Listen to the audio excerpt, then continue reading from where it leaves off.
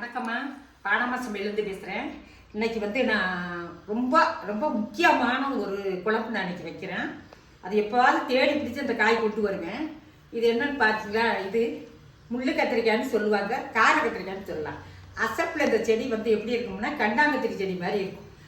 இலையில வந்து முள்ளு முள்ளு முள்ளாக இருக்கும். இந்த காய் வந்து சளிக்கெல்லாம் ரொம்ப நல்லது. நமக்கு குழந்தைகளுக்கும் கொடுக்கலாம், நம்மளும் சாப்பிடலாம். இந்த காய் மட்டும்தான் போட்டு இன்றைக்கி நான் குழம்பு வைக்க போகிறேன். அது பாருங்கள், ரொம்பவும் அதிகமாக இருக்கிற ஒரு காய் 15 காய்க்குள்ளே தான் போடலாம். ரொம்ப காரம், அது ஒரு மாதிரி இது கண்டங்கத்திரி மாதிரி வரும். ஆனால் இது நல்லெண்ணெயில் நல்லா வதக்கிட்டு நல்லா புளியெல்லாம் சேர்த்து வச்சோம்னா நல்லாயிருக்கும். பாருங்கள், சுத்தமான நல்லெண்ணெய் தான், நான் வீட்டில் ஆட்டின எண்ணெய் தான் ஊற்றுறேன்.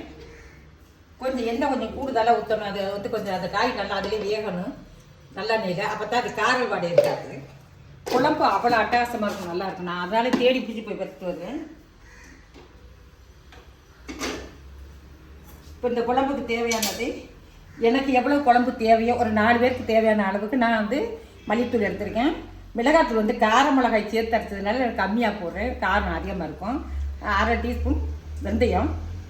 உங்களுக்கு குழம்பு எவ்வளோ தேவையோ அதுக்கு தகுந்த மாதிரி நம்ம பொடி சேர்த்து கூடுதல் வைக்கலாம். புளி பாருங்கள், இந்த குழம்புக்கு ஒரு எலுமிச்சம்பழம், பெரிய எலுமிச்சம்பழம் அளவு புளி எடுத்துருக்கேன். ஃபஸ்ட்டு எண்ணெய் காய்ச்சிருச்சு. 1/2 டீஸ்பூன் வெந்தயமும் சோம்பும் கலந்து போடுறோம். உப்பு தேவையான அளவு உப்பு இந்த புளியோட போட்டு கரைச்சி விட்டுறோம்.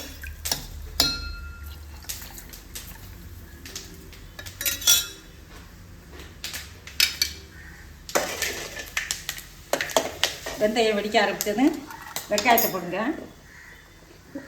வெங்காயம் வந்து சுமாராக ஒரு 100 கிராம் அளவு சின்ன வெங்காயம் நைஸாக அந்த மாதிரி வெட்டி போடணும். அப்போ தான் நல்லா இருக்கும், டேஸ்டாக இருக்கும். ஒரு தக்காளி, 5 பூண்டு பல் எடுத்துருக்கு.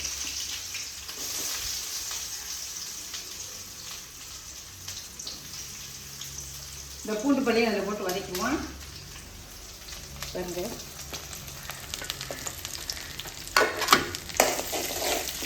நல்லா இந்த பூண்டு வெங்காயம் வதங்குவோம். அப்புறம் இந்த காயை போட்டு நல்லா வதக்கணும். கார கத்திரிக்காய் அல்லது முள்ளு கத்திரிக்காய் நல்ல சிவக்க வதக்கணும்.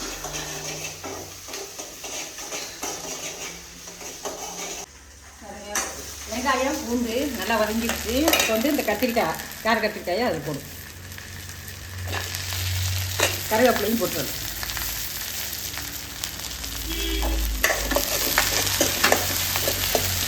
நல்லா அந்த குழம்பு வந்து சூப்பராக இருக்கும். நல்லா வதக்கிட்டு வச்சோம் அப்படின்னா காரம் உப்பு புளி எல்லாமே சரியாக இருக்குன்னு வைங்க, பக்கா டேஸ்ட்டாக இருக்கும். அப்படியே கொஞ்சமாக தான் வைக்கும். நல்லா மருத்துவ குணத்துக்கு காய்க்குது. எப்படி கட்டாங்கத்திரிக்காய் நம்மளுக்கு வந்து எவ்வளோ நன்மை பெய்யுதோ அந்த அளவு இந்த கத்திரிக்காயும் நமக்கு. ஏன்னா இது கிடைக்காது. காட்டு பக்கம் வயல்காட்டு பக்கம் தான் போய் இது வந்து பறிச்சு போடணும். அது மாதிரி வயல்காட்டில் பறிச்சு கொடுத்தது தான் இது. இந்த மாதிரி மழை நேரத்தில் தான் இது உருவாகும். இந்த காய் நல்லா வதங்கணும். அந்த காரத்தன்மை இல்லாமல் நல்லா இப்போ இந்த காய் வெங்காயம் எல்லாம் நல்ல மாதிரி வெங்காயம் நல்லா சிவக்க வதங்கணும். குழம்பு நல்லா மணக்கும். பூண்டு வெங்காயம் சிவக்க வந்தால் குழம்பு நல்லா மணக்கும், ஆசையாக இருக்கும். இப்போ தக்காளி போட்டுடலாம்.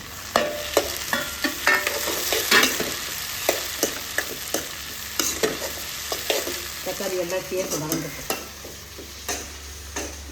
பாருங்க. இந்த காயெல்லாம் பாருங்கள், எண்ணெயில் வதங்கணும். இப்போ பாருங்க ஒரு ஒயிட் கலரில் வந்து இது மாதிரி வதங்கணும் இந்த காய். அப்போ தான் வந்து காரில் அடிக்காத சூப்பராக இருக்கும். புழு பூச்சி வயிற்று உள்ள கீரை பூச்சி இதெல்லாம் குழந்தைங்களுக்கு கொடுத்தோம்னா சளி எல்லாமே கிடைக்கும். இந்த காய் வந்து தேடி எத்தனை மைலில் இருந்தாலும் போய் பறிச்சுட்டு வந்துடுவோம். அப்போ இந்த ஒருத்தவங்க தந்தாங்க ஊற்றிட்டா. இப்போ எல்லாம் நல்லா வதங்கிடுச்சு. இப்போ மல்லித்தூள் மிளகாத்தூளையும் போட்டோம். போட்டு ஒரு வதக்கிட்டு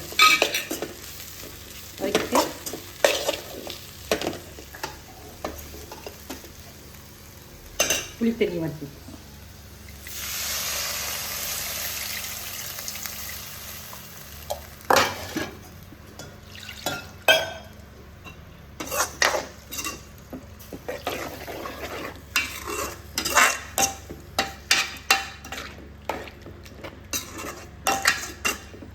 குழம்பு கொஞ்சம் நேரம் கொதிக்கணும் இல்லையா, அதனால கொஞ்சம் தண்ணியாக வச்சோம்னா அந்த தண்ணி கொதித்து அடங்கணும், குழம்பு வத்தலை வந்துடும்.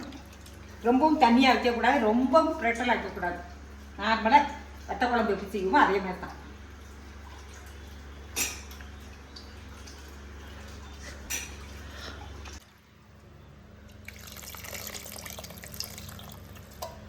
பாருங்க, நான் போதுமான தண்ணி இந்த அளவு ஊற்றிட்டேன். இந்த குழம்பு கொதிச்சு வத்துறதுக்கு சரியாக இருக்கும். இந்த தண்ணி வத்துறதுக்கு சரியாக இருக்கும். தண்ணி வற்றும்போது குழம்பு இறக்கிறாது.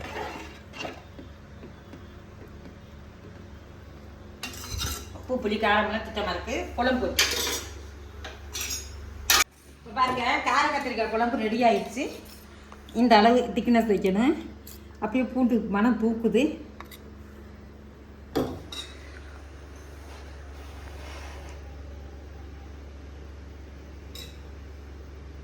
சூப்பர், செம்ம டேஸ்ட்டாக இருக்குது. இதுக்கு காம்பினேஷன் இன்னைக்கு என்ன தெரியும்? இன்னைக்கு வியாழக்கிழமை நான் செய்வோம்.